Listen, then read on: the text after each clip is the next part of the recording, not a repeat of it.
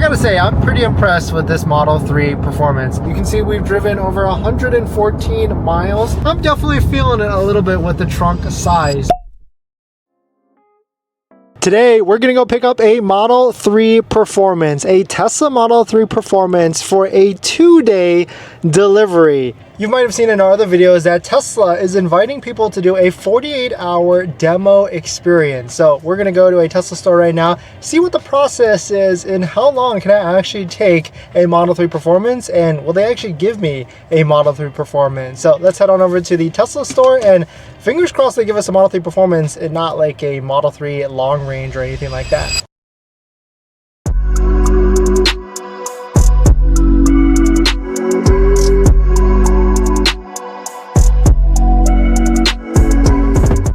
Just left the Tesla store, and okay, pretty interesting stuff.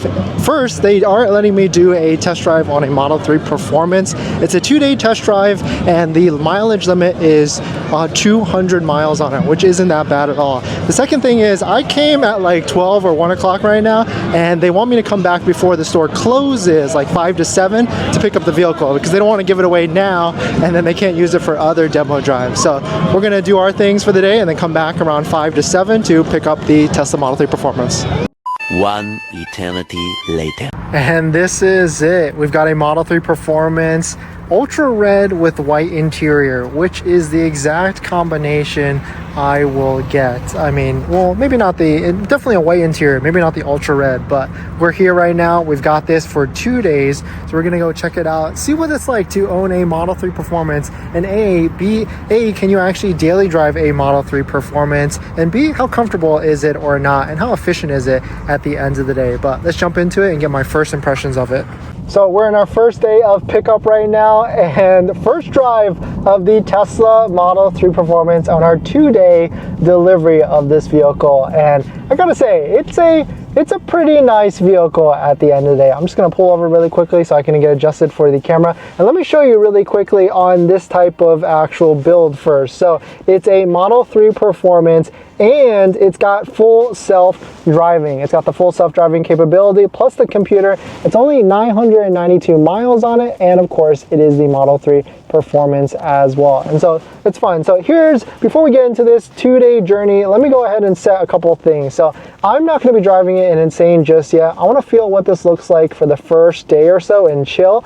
I'm going to leave it in standard because I don't want too harsh of a ride. And then the steering wheel, I'm going to keep it in light just to get used to it for the first day, and then really get into it after that. The first thing I actually changed before getting into this vehicle was I turned on full self-driving. Make sure that's completely turned on. You also got to turn on the expanded full self-driving as well. Yeah, you definitely got to turn on actually Smart Summon. And I like forward collision warning to early.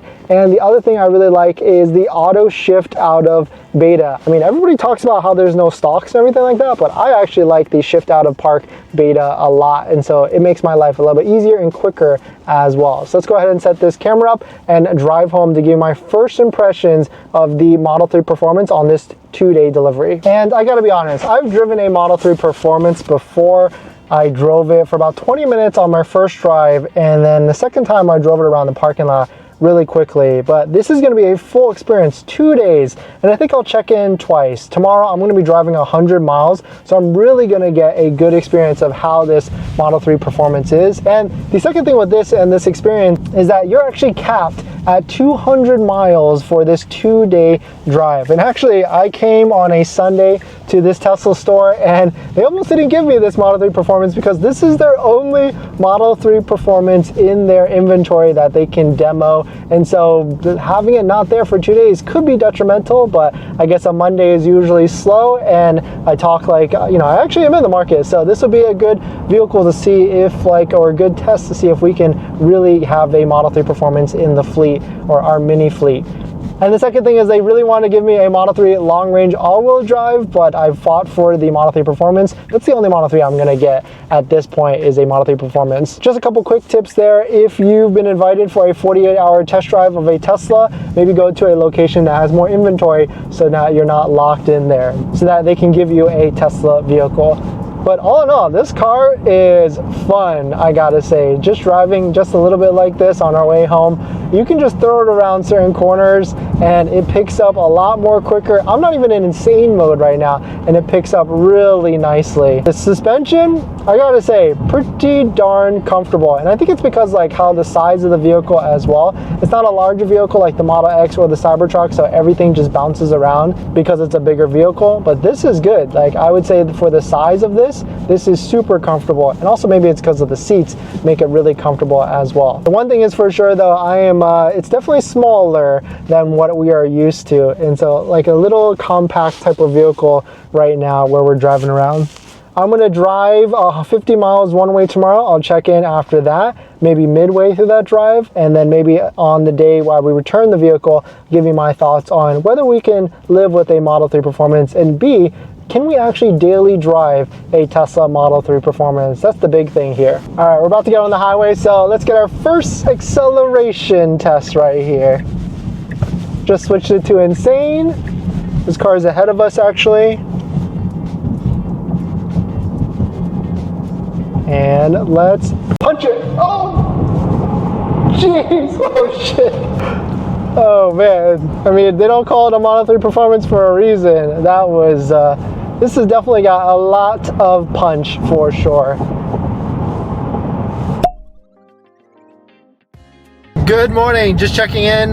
We just drove our first 1 hour drive, and I gotta say, I'm pretty impressed with this Model 3 Performance. I did throw it into full self-driving a handful of times, but it kicked me out because I was being, you're not supposed to be on your phone when you're on full self-driving. But in terms of the efficiency, it's pretty darn efficient. I mean, I guess that's expected and a given, right? But take a look at this. We can see the efficiency here right now. We resetted it yesterday, and so as our total miles, we've gone 73 miles, and our efficiency is 282 watt-hour per miles. The current drive right now is 276, and since the last charge is 289 watt-hours per miles.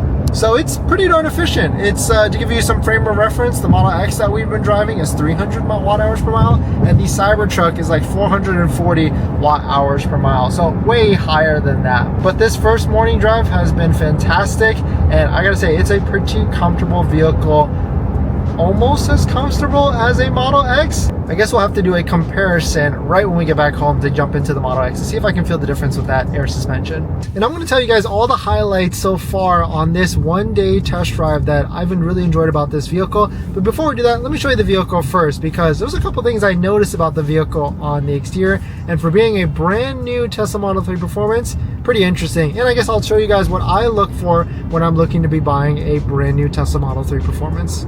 A few moments later. I will say though, getting out of this lower vehicle is a little bit different because we come from the Model X and the Cybertruck, and getting into a low vehicle like this, it takes a little bit more effort. It makes me appreciate the Model X a little bit more. Maybe even a Model Y is easier as well. But here it is. I forgot that I haven't shown you guys at all this Tesla Model 3 Performance, at least in the daytime, but it is the red with the white interior, and all in all, I mean, it's a pretty clean vehicle. It has to be because it's brand new. It only has like 991 miles on it. But one thing I did notice that was really interesting was that there is like a little bit of a dent right there, or like a ding.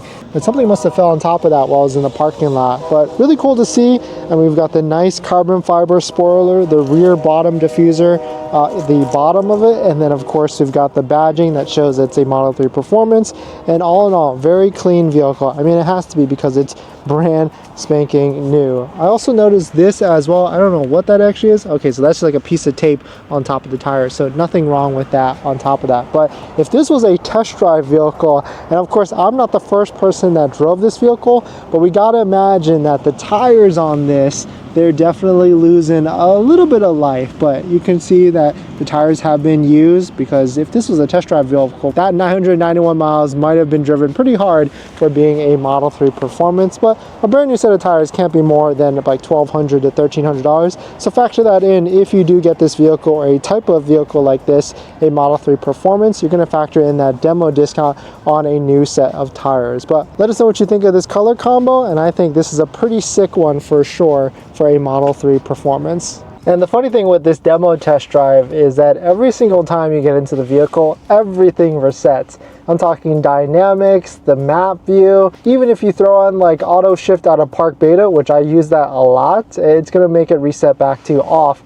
And so every single time I get into it, I have to switch it into like insane standard light and everything. But all in all, this has been a fun experience so far. I still have one more day, so we're gonna go through the paces. Tomorrow is not gonna be 100 miles, but it's gonna be like another maybe 30 to 40 miles, which is perfect because the max is 200 miles on this 2-day demo, and so I don't want to get close to that, and I'll be returning it. But of course, I'll give you my final thoughts after a 2-day 200-mile test drive with the Model 3 Performance and give you the pros and cons of what I actually think about it. It's day 2 now, and we drove not too far today. I think we drove maybe like 30 miles total today, but the battery has been depleted all the way down to 13%. So I think it'd be fun before taking it back to Tesla. I think we should definitely charge it because it's not nice to bring a completely dead vehicle back to them. So we're gonna head to a supercharger and see what is it like to charge a Tesla Model 3 Performance at a supercharger from a low state of charge. And so when we get there, we'll take a look at all the different stats on how it actually performed over this 2-day period.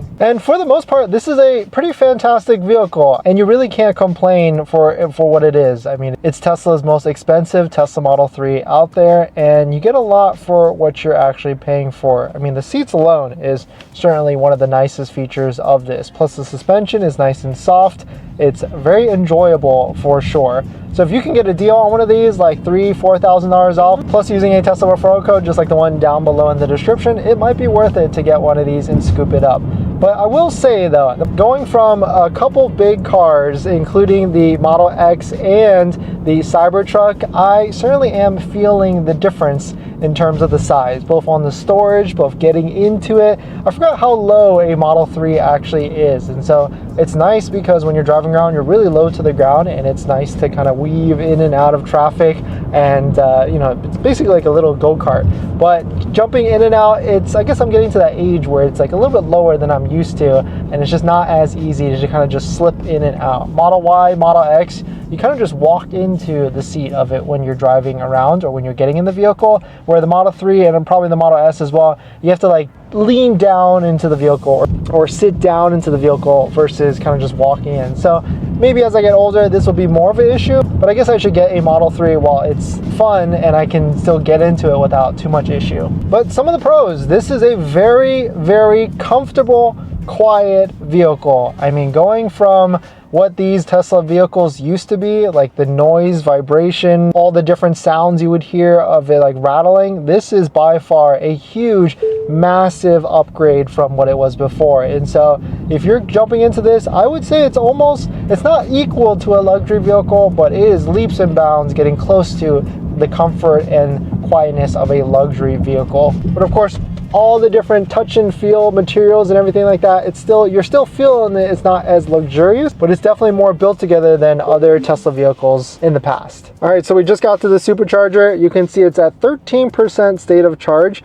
For our 2-day trip, we actually drove 153 miles and spent about 287 watts of energy. We drove 153 miles, spent 44 kilowatts at about 287 watt hours per mile. So much better than the Model X. Granted, it's supposed to be, but probably a little bit higher than like one of the other Tesla model trims out there, like the long range and especially the rear wheel drive. But let's go ahead and charge this up so you can see what it's like charging a Model 3 Performance. Hopefully this works because, I mean, since technically this vehicle is not registered to anybody, will it even, oh, look at that. I can go ahead and charge it.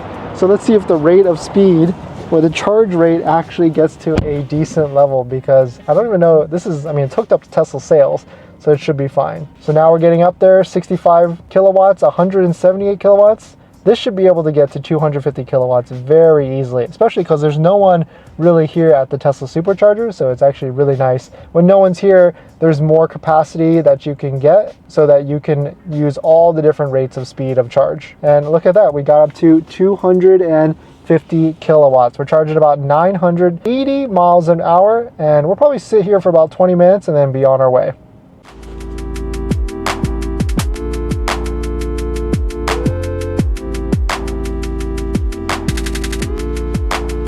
And while we're waiting for the supercharger, we can see here is the actual original window sticker.